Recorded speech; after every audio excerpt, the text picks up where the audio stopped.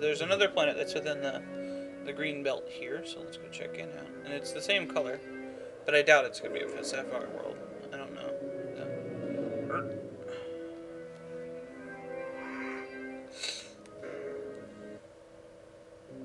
Nah. Organic world. Yeah, garbage. Okay. And I think that there's one more planet here. Yeah, over there. So,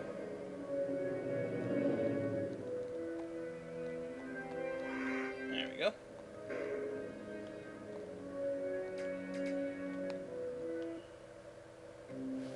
Ooh, treasure world. Excellent. Yeah, this was a good trip. Okay, that's nice. Okay, platinum, gold. I'll go get one of those little ones.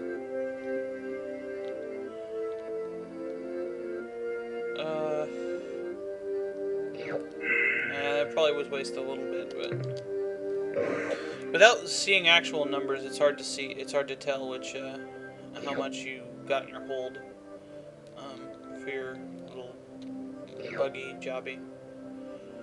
Okay, yeah, I would have had to make 3 trips anyway. Okay, so probably just wasted a couple, but that's not too bad. We probably won't need a whole lot more money after this anyway. So let's go to this green thing, and then on to the next world that's close by.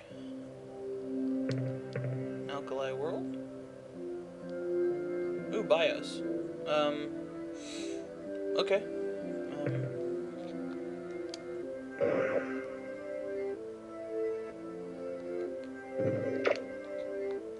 Ugh, they look like big leeches. Oh, that was not far enough away. Okay. I'm gonna ignore the minerals. They're large for the most part. Yeah. Level 4 tectonics is not that dangerous.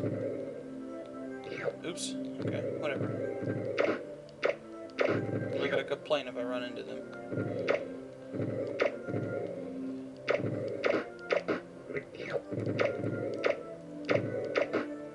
Oddly enough, Commander Hayes mentions that oh, that was not good. Mentions that base metals are the most common material you would find. That's basically true for rocky planets, I guess. But like common materials or like noble gases should be more common. Because I don't imagine finding things like oxygen would be very hard. And I know that oxygen and silicon are listed in the common materials. So we lost more crew than I should have on that one. So yeah, that's pretty much it. We're going to go to the next place.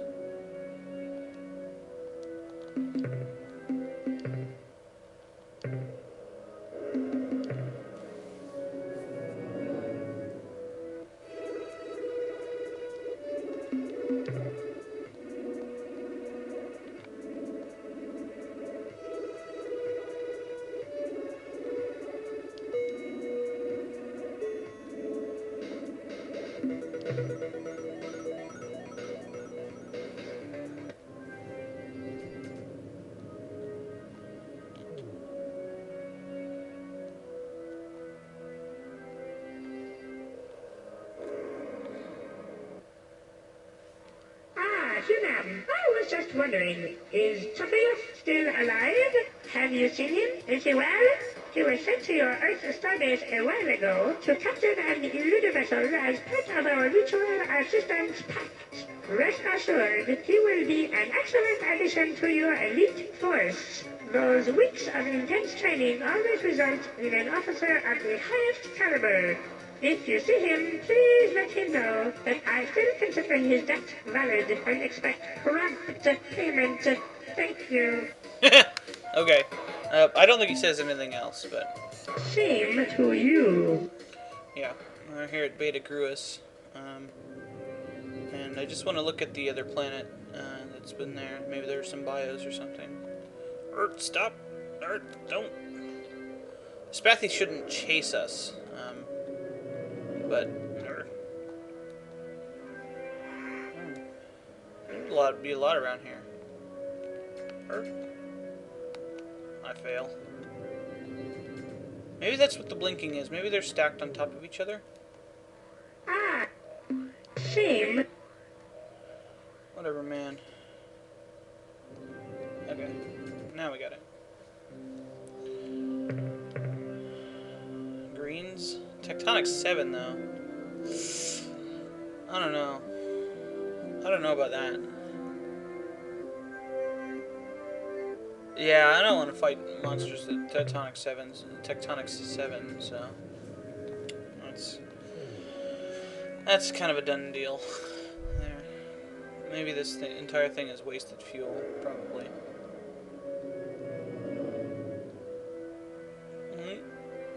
Okay. I like moving around. Ooh, a treasure world. Okay, cool. Okay. So I guess this wasn't wasted fuel.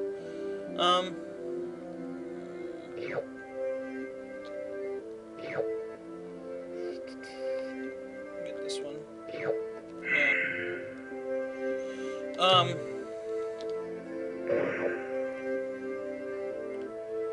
Yeah, I'm not sure how much more mining I'm gonna have to do. Finding some good stuff. I do need a couple more things, especially once I start getting upgrades. As you remember, I can get blaster upgrades, which I'm going to want to do. There's another upgrade I kind of want to get before that will make things significantly better for fighting with the main ship. And that is something we'll find out soon. But before we do that, there's some other stuff we have to do. Alright, so that's it for this system. Stop it. Alright. So,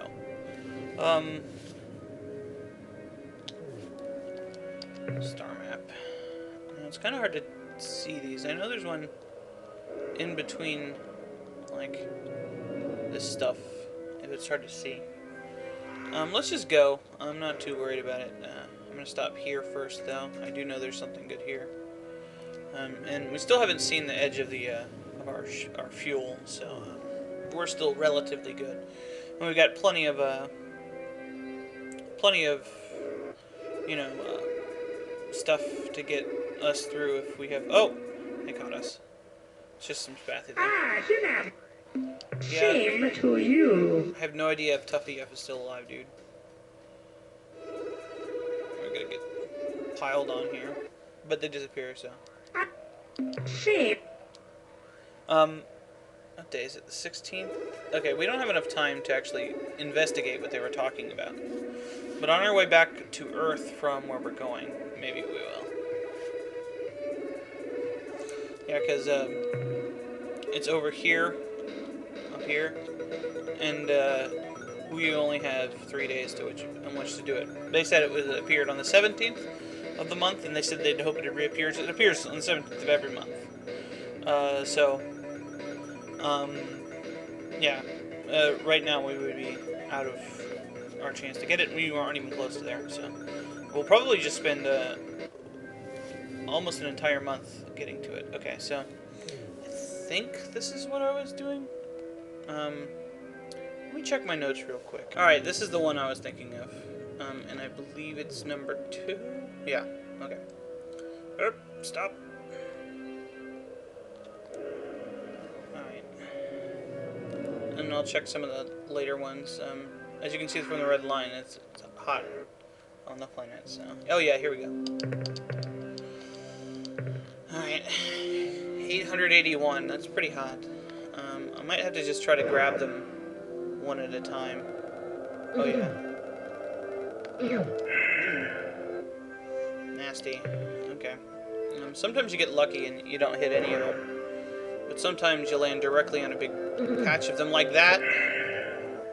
And you take a lot of damage. I've had it so where I landed and was immediately destroyed by something like that, so. Ooh.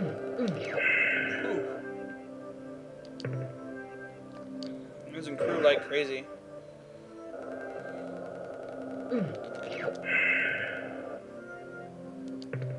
This is not fun. Not fun at all. Oh god. Oh god. Whoa, okay. We got out of there. Alright, purples are valuable enough to bother with that, but I'm not sure if anything else is. Yeah, I'm not gonna bother to look, actually. Alright, so I'm not running short on crew, but this is ur-quan space. So also I found Beetlejuice here when I was kind of looking around. Oddly enough, in real life, Beetlejuice is a red giant star, one of the largest stars we know about. And in this game, it's a blue star that's little. So yeah, we might go there on our way back from the Zogfot. But I don't want to go through ur-quan space like this. Plus, we can buy more Spathy ships, and that's always good. It's good for several reasons. Ah, see. Okay, it's good for several reasons because Spathy ships hold a lot of crew, so I can get 2 or 3 of those and then have a large crew reserve outside of my ship without having to take up another pod. I'm going to this giant to sell some of our alien juices to the melting rain. So yeah, I don't know what would be the best idea to do next. I'm thinking, there they are, right there. Okay, I'm thinking that it might not be a bad idea. What a coincidence. I was just talking about you with the Teal Varese captain. They expressed great interest in your explorations and struggles against the ur-quan. But, like all of Varese, I'm afraid they were hesitant to introduce themselves for fear of, well, frightening you. In any event, it is our pleasure to meet you once again. Now, what can we do for you today? We never meet the Keel Varese, whoever they are. So let's sell. What would you like to sell, Captain? Our evil ones. Alright. What trade items would you like to buy today? Well, let's buy the new technology. The technology we are now offering includes details on how to add point defense laser systems. Oh, right, that. Okay. Well, you have to buy it. These little babies are great for defense, but because of their limited range, they may not make a good offensive weapon.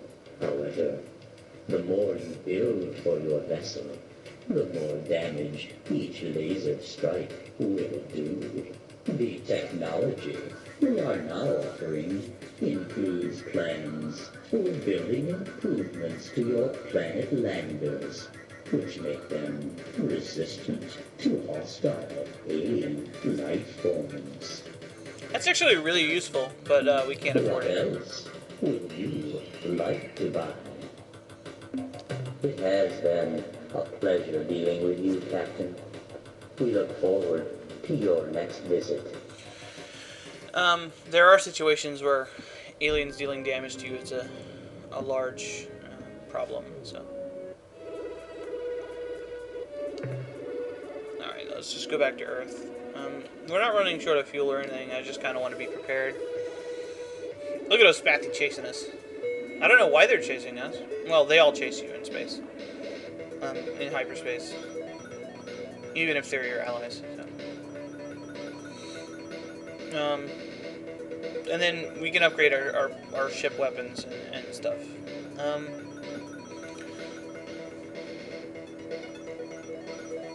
But I think our next plan of attack is to go to go talk to the Zotfok pick and...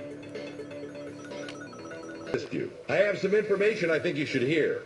Captain, a delegation of Spathies just arrived here under orders from their High Council to form an alliance and assist you against the hierarchy. They have provided fabricator blueprint data for their eluder spacecraft and promise a steady supply of captains for as many ships as we build. Excellent work, Captain. Awesome. Okay. Sell out our stuff. There we go. Wow, you really hit the mother load this time. Hey, I brought more last time.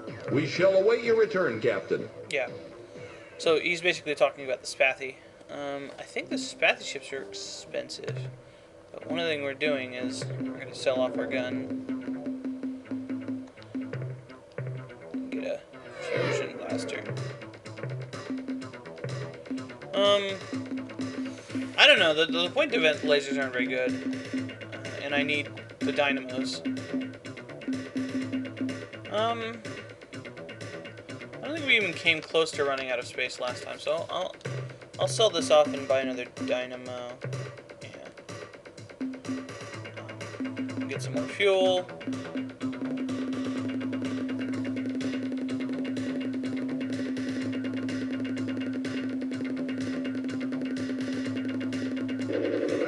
Ran through almost half our fuel. Also, the crew thing hasn't gone up, so buy another Spathi ship. Oh no, Spathis aren't that expensive. Okay, we'll buy one. Fill them up. Wonder if this is tough enough.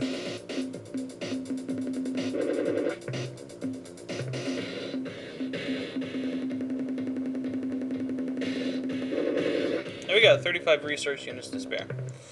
Alright, now, I think a good plan of attack here would be to go to, we could go to Beetlejuice, and that's kind of on the way, so that's not a bad idea. And then hitting the Zotfok, and then going to talk to whatever's over, or going to whatever's over here. As you can see, that'll cost us, you know, a roughly 60 fuel, no more than that, probably around 75 fuel to get there, and then we should have just enough to get back. So let's go over here. Okay, here we are at Beetlejuice. There's 2 planets and a third one out here. Let's check it out.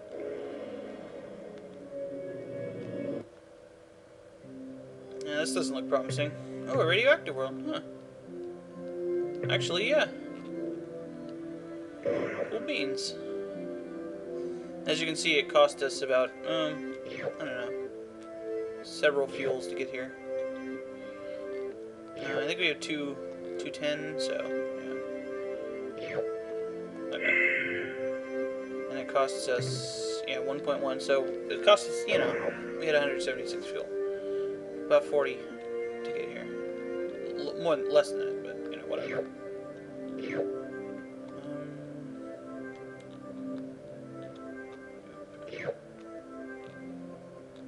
So, if you remember, I think it was Fifo who gave us the clue to come here, to meet, I think it was the Siren, yeah. So, well, I know who's here, but I think he actually said that. So, this is not a very good radioactive world. Whatever, I'll just pick this up. Whatever. It's probably like 15, but whatever. 8. Oh, wow. Okay. Class 3 Tectonics. This could be... Well, no, it's not going to be bad. Atmosphere vacuum. Okay.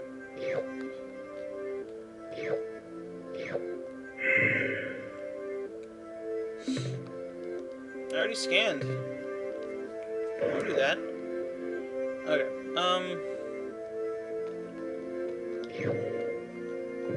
I'm wondering why these are so valuable.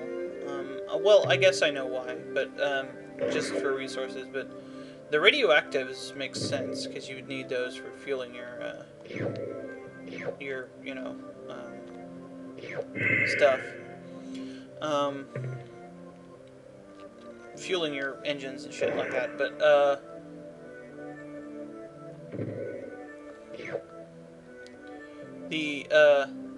don't know. I don't think you would need mass quantities of gold and stuff, but maybe we trade them to people. That could be it too. That could be it too. Alright, so even if we don't do anything, it probably won't pay back fuel costs, but it'll probably, I do know there's something here though. It's not really that. A red planet. Or a blue planet. It's like the opposite of a red planet. Hey.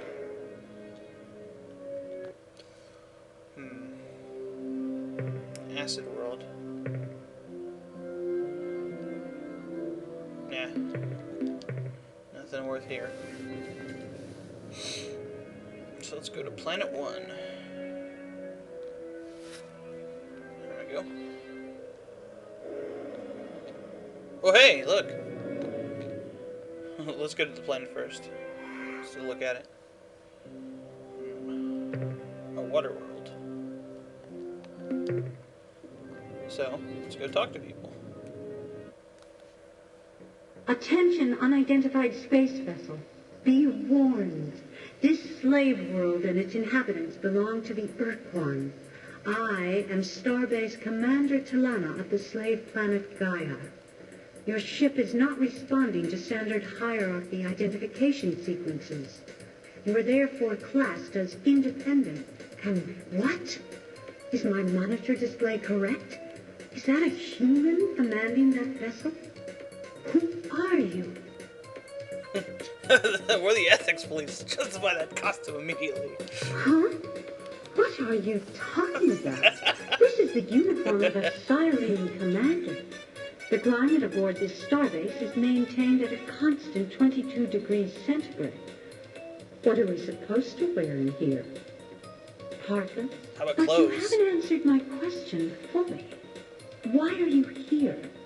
Where are you from? Has the slave shield been lifted from Earth? Are the ur-quan finally defeated?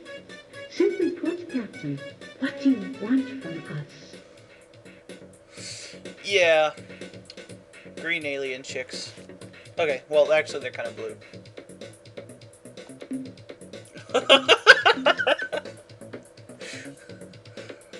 Oh, we can, like, flirt with them.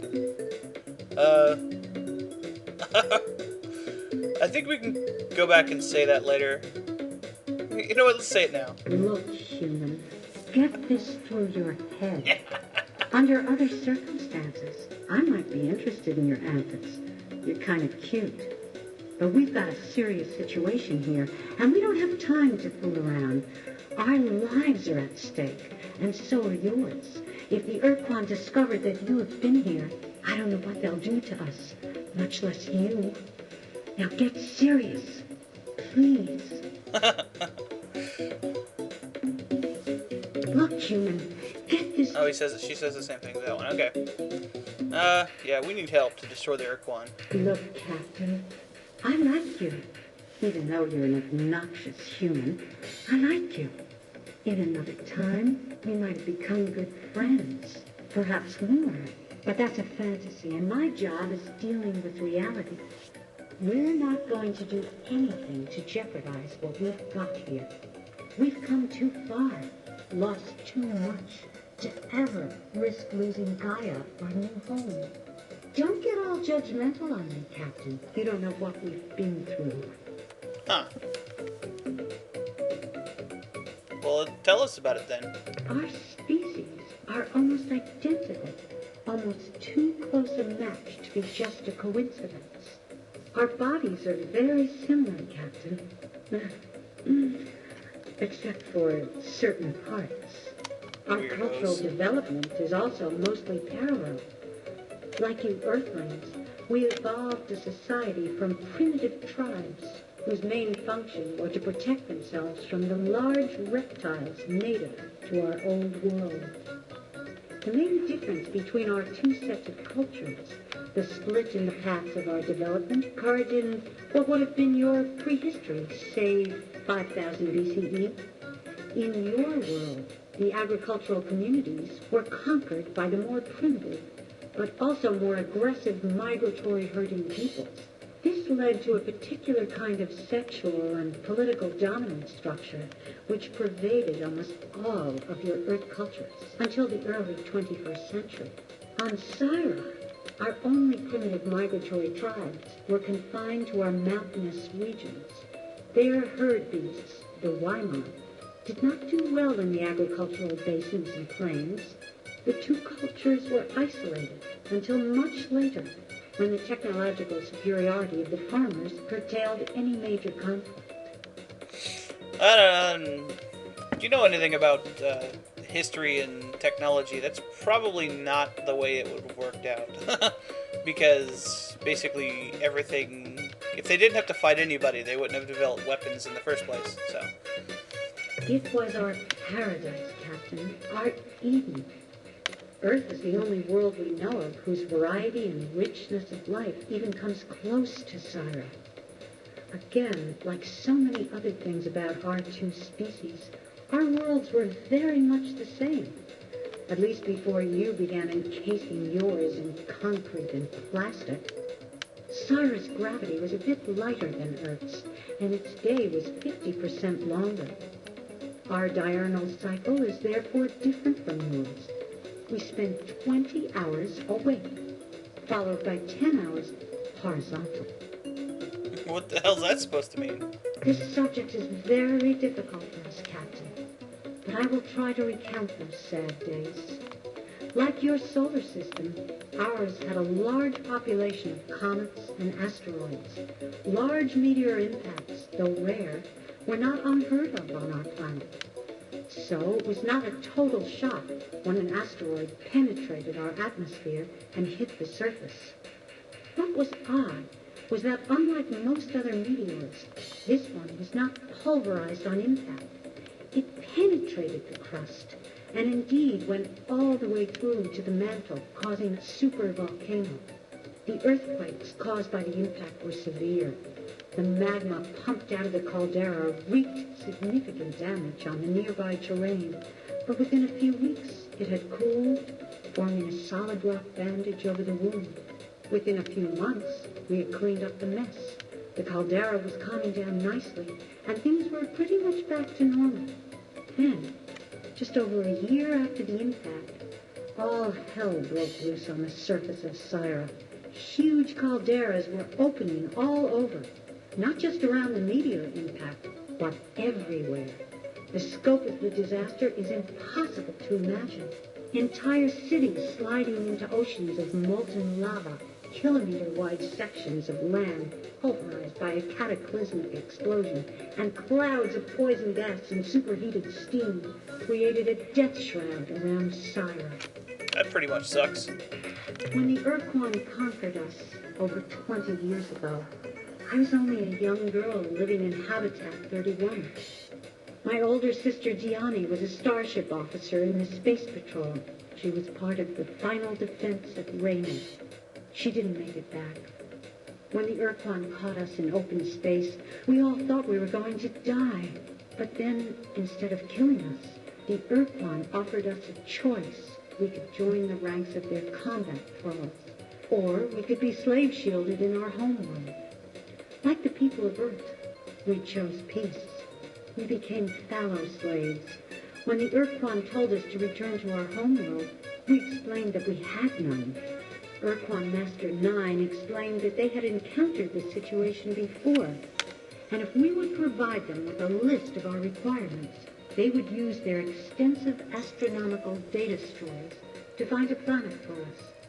So we told them about Syra, about the color of its sky, about the abundant life forms, about the fertility of the soil and seas. Less than an hour later, we received a terse message from Master 9. We were to proceed to these coordinates and disembark. This was to be our new home. But our new world, Gaia, was everything we described. We've been searching for a home planet for 75 years, and in the end, it was our enemies who gave one to us. I grew up on a small island off the main continent, and like all of my people, we lived each day under the sick, red glow of the slave shield. When the ur-quan arrived 7 years ago to refurbish and recrew the starbase, I was selected as the new commander. Well, that seems rather nice of the ur-quan to do that. When we first met your people, we've been wandering through the stars for almost 75 years, ever since the death of Syra, our home planet. We joined your alliance, and I use the word joined loosely, because we had no other choice. The Vox were raiding our slow habitat columns, and we had nowhere else to go. We fought for survival, Captain, nothing more. When your people on Earth were defeated, the Alliance just plain fell apart. The Yehat and Shofixi retreated to their native stars and didn't want us to follow. The Ariru, those creepy little weasels, just plain bugged out, vanished, leaving us alone with nowhere to go, smack in the path of the oncoming ur-quan armada. What were we supposed to do? Fight? 2/3 of our habitat fleet was unarmed. Many aren't even superluminal. We were going to be annihilated if we resisted, and we knew it. When the ur-quan surrounded us and started giving orders that all ended with, or die, we took them at face value. We obeyed. In exchange, they gave us Gaia, the planet below. It's a beautiful world, Captain. I wish I could show it to you. So don't misunderstand me. We love our freedom as much as anybody else. But we've got a good life here. And we don't want to lose it. That's rather reasonable. Yeah, if you love freedom and stuff. Like I said before, Captain, we would like to help, but we are unwilling to risk losing Gaia. Unless you can find a much more compelling reason for us to get involved. You're on your own. Okay, well, it doesn't look like they're going to help us. Yeah, let's skip this. Maybe some other time, Captain, I can show you the hidden functionality of my uniform. Knife included. Oh, God. Yeah, that's a good question. When Syra was destroyed, the only people who survived were in orbit, and most of them were members of our newly established, mostly female space patrol. From their ships, their orbital platforms, and their lunar outposts, they watched Syra die. Within 3 days after the cataclysm began, the surface temperature of Syra had risen by almost 75 degrees to above the boiling point of water. It became clear that Syra, our paradise, our Eden, was gone. The survivors spent years in orbit. They made a few missions to the surface and actually found a handful of survivors. But their main activity was to make preparations for departure. The Space Patrol fitted makeshift drive units to anything that could hold air. Orbital factories, research pods, even hotels. When the fleet was ready, they left orbit and never looked back. The final population of our species was less than 10,000, with only 500 males, but they were the best and the brightest. For the next 75 years, our people wandered at sublight speed through the stars, looking for a new home. That's pretty depressing. Let's be a perv again. Don't worry about us, Captain. We make out all right. Okay, well, that's pretty much all we can do here, but now we know where they are. Until then, Earthling. We really have no clue of what we can do. There is a clue in what she said. Specifically, the manner in which their planet was destroyed. But we kind of have to go through a kind of a convoluted process to work out what that means. So, as you can see, they don't control any space at all, as we don't. So let's keep going up here.